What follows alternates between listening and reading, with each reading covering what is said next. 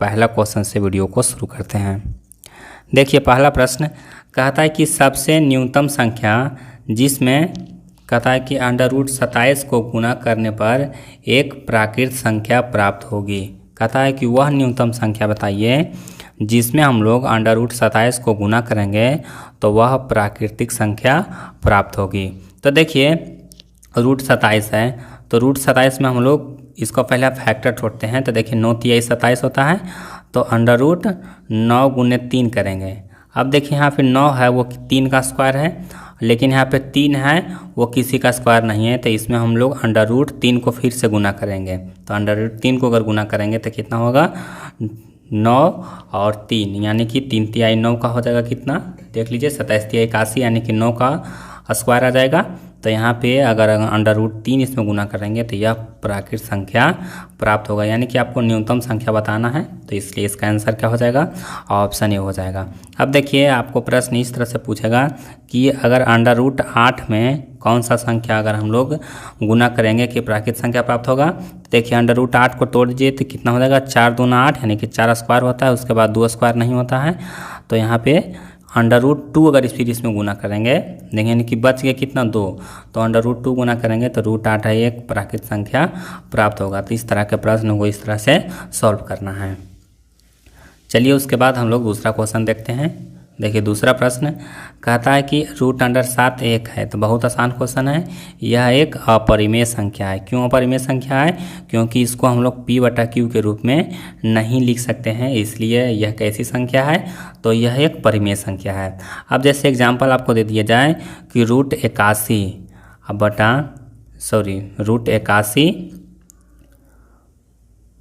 बटा √36। अब ये बताइए कि यह परिमेय संख्या है या फिर नहीं है, इसका आंसर आप लोग कमेंट कीजिए। चलिए उसके बाद आइए अगला प्रश्न में। देखिए कहता है कि बहुपद 4x² - 3 के शून्यक होंगे। अब देखिए इसका शून्यक निकालना है, किसका शून्यक निकालना है, तो 4x² और -3 का। अब देखिए इसका कैसे शून्यक निकालेंगे, तो इतना बराबर सबसे पहले हम लोग 0 लिख लेंगे।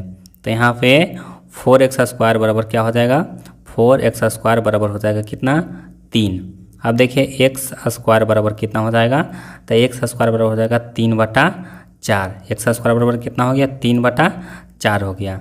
अब देखिए क्या करेंगे, अब देखिए करेंगे यहाँ पे लिखते हैं तो x बराबर क्या हो जाएगा, तो प्लस माइनस √3/4। अब देखिए 4 का √अंडर करेंगे कितना हो जाएगा 2 हो जाएगा, यानी कि आ जाएगा कितना, तो एक बार आ जाएगा -√3/2 और एक बार आ जाएगा प्लस √3/2, क्योंकि 4 का √अंडर करेंगे कितना आएगा 2 आ जाएगा। तो हमारा आंसर इसमें कौन सा हो जाएगा, ऑप्शन बी हो जाएगा। इसको आप लोग याद रखिएगा। चलिए उसके बाद आइए अगला सवाल में। देखिए चौथा सवाल कहता है कि यदि बहुपद Px बराबर कहता है कि x² + 7x + 10 के शून्यक अल्फा बीटा है, तो अल्फा प्लस बीटा का मान होगा। तो दोस्तों जब इस तरह के प्रश्न आता है तो इसमें एक ही फार्मूला लगता है। कौन सा फार्मूला, तो यहाँ पे अल्फा प्लस बीटा बराबर क्या होता है, -b/a होता है। क्या होता है, -b/a। इस फार्मूला को आप लोग याद रखिएगा, -b/a। तो यहाँ पर देखिए एक जगह पर कितना है, तो एक जगह पर कुछ नहीं तो 1 है, b के जगह कितना है 7 है, और c के जगह कितना है तो 10 है। इसमें आप लोग देख लीजिए तो -b यानी कि -7 बटा कितना हो जाएगा, ये कितना है तो 1 है, यानी कि -7/1 को हम लोग -7 लिख सकते हैं। तो इसका जो सही आंसर होगा वो हो जाएगा -7। कहाँ पे है, ऑप्शन बी में है। चलिए उसके बाद आइए अगला सवाल में। देखिए पाँचवा क्वेश्चन कहता है यदि अल्फा बीटा द्विघात बहुपद x² - x + 4 के शून्यक हो तो अल्फा² + बीटा² का मान कितना होगा। तो देखिए सबसे पहले आपको इसमें क्या करना है, अल्फा प्लस बीटा का मान निकालना है। तो अल्फा प्लस बीटा बराबर कितना हो जाएगा, -b/a। तो -b करेंगे, यहाँ पर b के जगह पर कितना है -1 है, यानी कि इसका वैल्यू कितना जाएगा 1 आएगा, माइनस माइनस हो जाएगा प्लस। और उसके बाद निकालेंगे अल्फा इंटू बीटा। तो अल्फा इंटू बीटा बराबर c/a होता है। तो c के जगह पर कितना है 4 है, एक जगह पर कितना है 1 है, तो यहाँ पर हो जाएगा 4।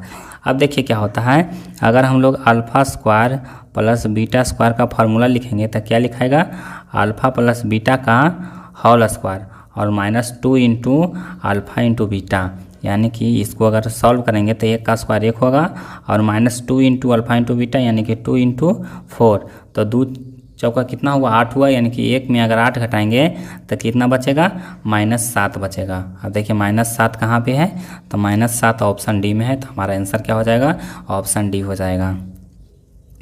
चलिए उसके बाद आइए अगला सवाल में। देखिए छठा क्वेश्चन कहता है कि निम्न में से कौन, कहता है कि x माइनस 3y बराबर 0 तथा 2x प्लस 4y बराबर 10 का हल है।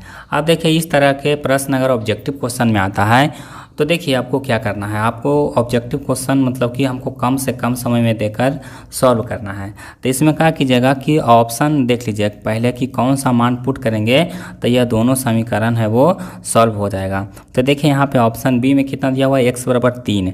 तो सबसे पहले इसको देखिए तो आप लोग खुद समझ जाइए कि कितना हो सकता है। तो ये देखिए x की जगह 3 रखेंगे तो 3 माइनस 3 बराबर कितना हो जाएगा 0। इसमें भी रखेंगे x के जगह पर 3 तो 3 दूना 6 और 4y कितना हुआ 10, यानी कि ये समीकरण ऑप्शन बी से सॉल्व हो जाएगा। तो इसको आप लोग देखिए कम समय अगर लगाना है तो इस तरह से बनाइए और नहीं तो इसको विलोपन विधि से आसान से बनाइए। देखिए पहला समीकरण को पहला कोई भी x या y को बराबर कर दीजिए। जैसे यहाँ पे 2x है और इसमें x है तो पहला समीकरण में हम लोग 2 से गुना करेंगे तो कितना हो जाएगा 2x माइनस 3y बराबर 0। उसी आधार पर यहाँ पर पहला दूसरा समीकरण देंगे 2x प्लस 4y बराबर कितना है 10 है। अब देखिए दोनों समीकरण को घटाएंगे तो ये हो जाएगा माइनस माइनस माइनस, तो ये दोनों कट गया, बच गया कितना -3y और -4y, तो कितना हुआ, तो यहाँ पे 4 और 3 7y हो जाएगा। देखिए यहाँ पे 2 से गुना करेंगे तो यहाँ पर 6y हो जाएगा।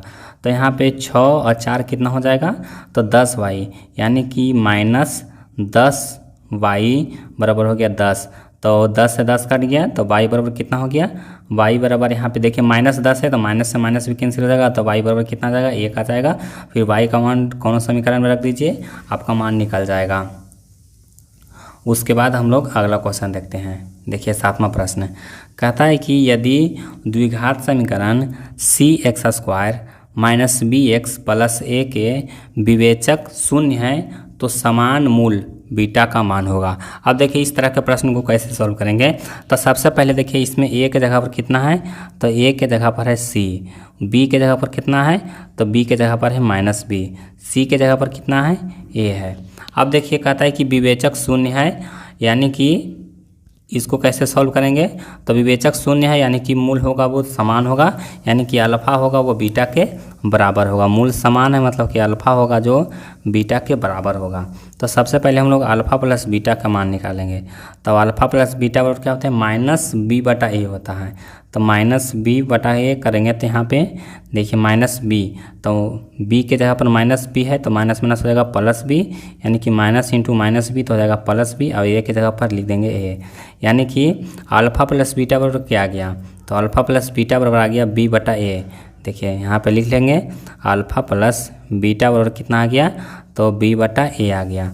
अब देखिए अब मूल समान है, यानी कि अल्फ़ा है जो बीटा के बराबर है, तो अल्फ़ा के जगह पर हम लोग बीटा रखेंगे तो अल्फ़ा अल्फ़ा कितना हो जाएगा, तो यहाँ पर 2 बीटा हो जाएगा, बीटा बीटा 2 बीटा, और यहाँ पे b/a अगर 2 को इस तरह मल्टीप्लाई करेंगे तो b बराबर हो जाएगा यहाँ पे b/2c। इसको आप लोग अपने से सॉल्व कर लीजिए, इसका आंसर क्या हो जाएगा, ऑप्शन ए हो जाएगा। चलिए उसके बाद आइए अगला सवाल में। देखिए 8वां क्वेश्चन कहता है कि समांतर श्रेणी यानी कि एपी में एपी क्या दिया हुआ है, √8, √18, √32 किसमें कहता है सर्वांतर। तो सर्वांतर मतलब कि क्या होता है, तो दूसरा पद में से पहला पद घटाएंगे, यानी कि √8 में हम लोग √2 घटा देंगे। तो देखिए √8 को हम लोग लिख सकते हैं 2√2। क्यों लिख सकते हैं, क्योंकि उसको करेंगे 4 दूना 8 और 4 का हम लोग बाहर लाएंगे तो 2 आएगा बाहर, तो और माइनस √2। अब देखिए कि 2√2 में 1√2 घट गया तो कितना बच गया, तो √2 बच गया, यानी कि इसका सर्वांतर कितना हो जाएगा, तो √2 हो जाएगा, यानी कि ऑप्शन ए इसका सही आंसर है। चलिए उसके बाद आइए अगला सवाल में। देखिए कहता है कि किसी समांतर श्रेणी का प्रथम पद -2 है सर्वांतर 2 है तो इसका तीसरा पद निकालना है। तो तीसरा पद अगर निकालेंगे तो तीसरा पद निकालने के लिए क्या होता है, Tn बराबर a प्लस यहाँ पे n-1 इंटू d। तो देखिए यहाँ पर a तो a कितना हो गया -2 और प्लस n-1 तीसरा पद निकालना है। तो यानी कि 2 और d कितना दिया हुआ है, तो 2 दिया हुआ है। अब देखिए 2 दूना कितना हुआ 4, 4 में से -2 घट गया, कितना बच गया 2 बच गया, यानी कि इसका सही आंसर कौन हो जाएगा, तो 2 हो जाएगा। चलिए उसके बाद आइए अगला सवाल में। देखिए 10वां क्वेश्चन बहुत ही इंपॉर्टेंट क्वेश्चन है। देखिए यहाँ पे आपको बताना है कि जो √2 है वो किसके बराबर है। तो √2 किसके बराबर होगा, तो यहाँ पे आप लोग जानते होंगे कि साइन 60 डिग्री, साइन 60 डिग्री का वैल्यू कितना होता है, तो √3/2 होता है। उसके बाद साइन 45 डिग्री का मान कितना होता है, तो 1/√2 होता है, 1/√2 होता है। √2 किसके बराबर पूछा गया है, तो 1/√2 है। साइन 30 डिग्री का वैल्यू कितना होता है, 1/2 होता है। तो यहाँ पे हम लोग इसका आंसर ऑप्शन डी लगाएंगे, क्योंकि देखिए साइन 45 का वैल्यू कितना होता है, साइन 45 डिग्री का वैल्यू कितना हुआ, तो 1/√2, 1/√2। तो √2 बराबर क्या होगा, साइन को चेंज कर देंगे, साइन 45 की जगह पर √2 करेंगे और √2 की जगह पर साइन 45 करेंगे, तो 1/sin 45 डिग्री आ जाएगा √2 के बराबर, यानी कि ऑप्शन डी इसका सही आंसर होगा। चलिए उसके बाद आइए अगला सवाल में। देखिए कहता है यदि cot थीटा बराबर 1/√3, तो यहाँ पे थीटा का मान कितना होगा। तो देखिए cot 1/√3 किसके बराबर होता है, तो 60 डिग्री के बराबर होता है। अगर आपको ट्रिगोमेट्री टेबल याद होगा तो आप लोग जानते होंगे कि cot 60 डिग्री के बराबर कितना होता है, 1/√3 होता है। और इसी का उल्टा tan 30 डिग्री बराबर कितना होता है, tan 30 डिग्री बराबर होता है 1/√3। तो tan cot 60 डिग्री बराबर कितना होता है, 1/√3। अगर ट्रिगोमेट्री टेबल याद नहीं है तो उसका एक वीडियो बना देंगे, सभी ट्रिगोमेट्री टेबल का आपको आसानी से याद हो जाएगा। चलिए उसके बाद आइए अगला सवाल। कहता है कि cos square 45 degree, cos square 30 degree, उसके बाद into x cos 45 into sine 45, उसके बाद x बराबर इतना। तो कि इसमें सबका मान पुट कर दीजिए, आ जाएगा जैसे cos स्क्वायर 45 डिग्री है तो cos 45 डिग्री का वैल्यू कितना होता है, 1/√2 होता है। तो इसको आप लोग होल स्क्वायर करिए, फिर माइनस करिए, उसके बाद देखिए सभी का मान पुट कर दीजिए, इसका आंसर आपका आ जाएगा। तो जो 12 नंबर का सही आंसर आएगा वो आ जाएगा -1/2। आप लोग इसको खुद से सॉल्व कर लीजिए, अगर आंसर आता है तो आप लोग मिला लीजिएगा। इसका आंसर क्या हो जाएगा, ऑप्शन सी हो जाएगा। देखिए सभी का मान आपको बता देते हैं।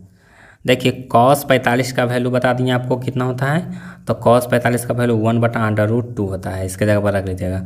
साइन 45 का वैल्यू भी वही होता है, 1/√2 होता है। cos 30 डिग्री का वैल्यू कितना होता है, तो cos 30 डिग्री का वैल्यू होता है √3/2 होता है। और cos 45 का वैल्यू होता है कितना, तो बता ही दिए हैं, तो सबका मान पुट कर दीजिए इसमें। उसके बाद देखिए अगला सवाल। कहता है कि tan square theta minus sec square theta बराबर है। तो tan square theta minus sec square theta किसके बराबर होगा, तो देखिए फॉर्मूला क्या होता है, sec square theta minus tan square theta बराबर 1। तो यहाँ पर क्या उल्टा हो गया, यानी कि माइनस कॉमन लिया हुआ है, तो इतना बराबर 1 होगा तो उसका उल्टा करेंगे, यानी कि माइनस को अगर कॉमन लेंगे तो क्या हो जाएगा, माइनस करेंगे तो चिन्ह उलट जाएगा, यानी कि इसका आंसर क्या हो जाएगा, -1 हो जाएगा। चलिए उसके बाद देखिए कहता है कि sine square theta plus cos square theta, इसका वैल्यू कितना हो जाएगा, 1 हो जाएगा। चलिए उसके बाद देखिए 15 नंबर सवाल। ये भी सवाल आपके परीक्षा में बार बार पूछा जाता है। देखिए कहता है कि 1 प्लस कॉट स्क्वायर थीटा और बटा 1 प्लस tan स्क्वायर थीटा, इतना बराबर क्या होता है, cot स्क्वायर थीटा होता है। तो 15 का सही आंसर क्या होगा, ऑप्शन सी होगा। देखिए इसको सॉल्व करेंगे तो बहुत ज़्यादा लंबा सॉल्व होगा, तो इसको यहाँ पे सॉल्व करना थोड़ा सा मुश्किल है। अगर इसका सेपरेट वीडियो चाहिए तो इसका सेपरेट वीडियो ही बना देंगे, इसको आप लोग सॉल्व कर लीजिएगा। लेकिन आपको देखिए परीक्षा हॉल में आपको ऑब्जेक्टिव सॉल्व करना है, तो इसका डायरेक्ट आंसर याद रखिए। सेम इसी तरह से पूछ देता है, तो इसका आंसर आप लोग याद रखिए कितना का आंसर होता है, cot स्क्वायर थीटा। तो इसका आंसर सी है। चलिए उसके बाद आइए अगला सवाल में। देखिए कहता है कि 4 sin 18 degree into sec 72 degree. तो देखिए सेक 72 डिग्री को हम लोग क्या करेंगे, चेंज कर देंगे किस में, तो कौसेक थीटा। तो कौसेक 18 डिग्री आ जाएगा, तो सेक इंटू कौसेक बराबर 1 होता है, यानी कि 4 गुने 1 करेंगे तो कितना आएगा, 4 आएगा। यानी कि ऑप्शन सी यहाँ पे, सॉरी ऑप्शन ए यहाँ पे सही आंसर है। चलिए उसके बाद देखिए, कहता है यदि एक मीनार, कहता है कि 5 बिंदु से 100 मीटर की दूरी पर इसके शिखर का उन्नयन कोण कितना है, 60 डिग्री है, तो शिखर की ऊंचाई है। यानी कि कोई शिखर है और इसका जो कोण बन रहा है, उन्नयन कोण कितना बन रहा है, 60 डिग्री का बन रहा है। तो ये भी कोण कितना डिग्री बनेगा, 60 डिग्री। और tan 60 डिग्री बराबर कितना होता है, तो tan 60 डिग्री बराबर होता है √3।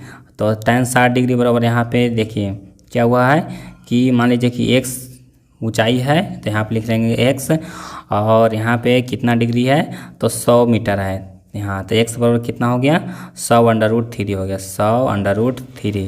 यानी कि मीनार की ऊंचाई कितना आ गया, 100√3 आ गया। तो इसका आंसर हो जाएगा ऑप्शन ए। चलिए उसके बाद देखिए, कहता है कि 10 मीटर ऊंची मीनार शिखर के पृथ्वी का उन्नयन कोण 30 डिग्री। ये भी क्वेश्चन वैसे ही बनेगा। tan 30 डिग्री का वैल्यू कितना होता है, 1/√3, और p का वैल्यू कितना है, p/b होता है, तो p का वैल्यू 10 है और x का वैल्यू पूछा गया, यानी कि आधार की दूरी पूछा गया। तो x बराबर कितना हो जाएगा, 10√3 हो जाएगा। यानी कि इसका आंसर क्या है, ऑप्शन ए है। चलिए उसके बाद देखिए, कहता है कि बिंदु 5, -2 एक सच से दूर है। एक सच से दूर होगा वो बाई निर्देशांक होगा, तो बाई निर्देशांक क्या कितना है, -2 है। यानी कि हमारा आंसर हो जाएगा ऑप्शन ए हो जाएगा। और अगर पूछता कि एक सच से, तो एक सच से हो गया -2, बाई एच से पूछता तो हो जाता है कितना, तो 5। चलिए उसके बाद देखिए, कहता है कि -5, -3, तो देखिए दोनों माइनस में है, यानी कि तृतीय चतुर्थांश में है।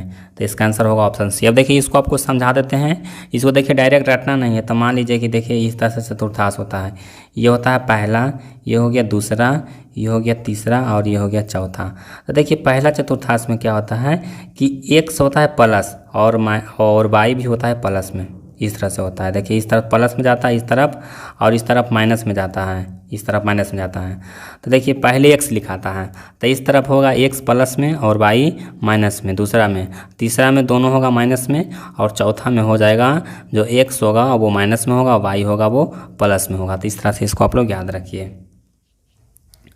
चलिए उसके बाद आइए अगला सवाल में। देखिए कहता है कि बिंदु यहाँ पे a, B तथा -a, -b की दूरी है। दोनों को दूरी निकालना, x2 -x1 करिएगा, तो यहाँ हो जाएगा -2 का होल स्क्वायर -b का होल स्क्वायर। तो यहाँ पे देखिए -2a का होल स्क्वायर कीजिएगा और प्लस -2b का होल स्क्वायर कीजिएगा, तो रूट अंडर आ जाएगा कितना, तो √2 -a square plus b square. क्योंकि देखिए 2 4 दोनों में कॉमन आएगा, और 4 जब कॉमन आएगा तो 4 को बाहर निकालिएगा तो 2 निकलेगा बाहर, तो a square plus b square बच जाएगा। यानी कि ऑप्शन सी यहाँ पे सही आंसर है। चलिए उसके बाद आइए अगला सवाल में। देखिए ये सवाल बहुत ही इंपॉर्टेंट है, इसको आप लोग समझ लीजिए। थेल्स प्रमेय का क्वेश्चन है, और इस तरह के प्रश्न आपके परीक्षा में जरूर पूछा जाता है। देखिए कहता है कि डी BC का समांतर है। आप लोग चित्र में देख सकते हैं कि डी है वो BC का समांतर है। देखिए ये चिन्ह है इसका समांतर दिया हुआ है। अब देखिए कहता है कि AD बराबर 4, BD बराबर 6, AE बराबर 6, तो EC। तो देखिए थेल्स प्रमेय के अनुसार कहता है कि जब कोई त्रिभुज को कोई रेखा बराबर भागों में बांटता है, तो इसका जो AD होगा, AD बटा यहाँ पे DB होगा, वो AE बटा EC के बराबर होगा, AE बटा EC के बराबर होगा, AE बटा EC के बराबर होगा। तो AD का वैल्यू कितना दिया हुआ, 4, D का वैल्यू कितना दिया 6, बराबर इधर हो गया 5, EC का वैल्यू मान लीजिए x है। तो 4x बराबर कितना हो जाएगा, तिरछा तिरछे गुना कर दीजिए, 4x बराबर हो जाएगा 30, यानी कि x बराबर हो जाएगा 15/2। तो 15/2 यानी कि 7.5, 7.5 हमारा आंसर हो जाएगा। उसके बाद आइए अगला सवाल में। देखिए कहता है कि ए समांतर है एम के, तो कहता है कि एक्स का वैल्यू। तो देखिए समांतर रेखा काट रहा है, यानी कि दोनों कोण होगा वो बराबर होगा। तो इसको हम लोग लिख सकते हैं कि 3x - 20 बराबर 2x + 10।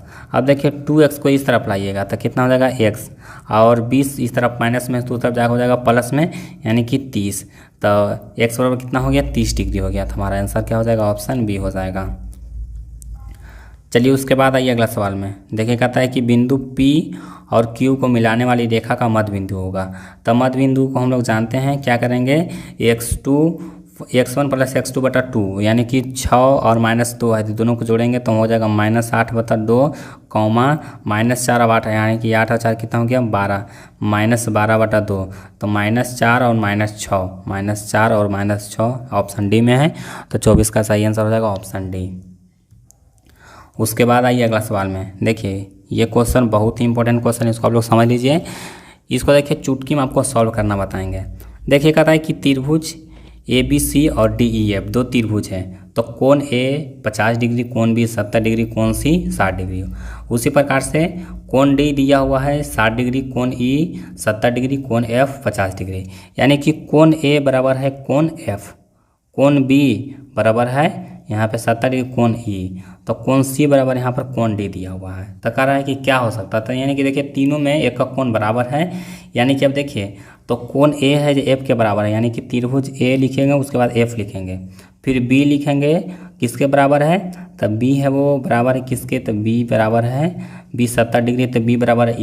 तो यहाँ पर देखिए B बराबर E है, यानी कि हमारा आंसर क्या हो जाएगा ऑप्शन डी हो जाएगा। देखिए जो बराबर उसको पहले ABC लिख रहे हैं तो उधर हो जाएगा FDFED, यानी कि दोनों क्या होगा समरूप होगा, तीनों कोण का है कि बराबर है। तो इसको इस तरह से सॉल्व करना है, ज़्यादा समय नहीं देना है प्रश्न में, सीधे देखना है कि कौन कौन कोण है वो किसके बराबर है।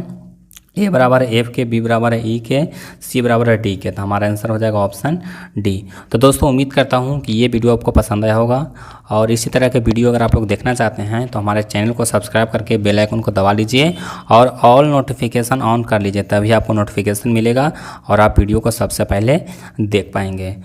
तो मिलता है आपको अगले वीडियो में, तब तक के लिए जय हिंद जय भारत।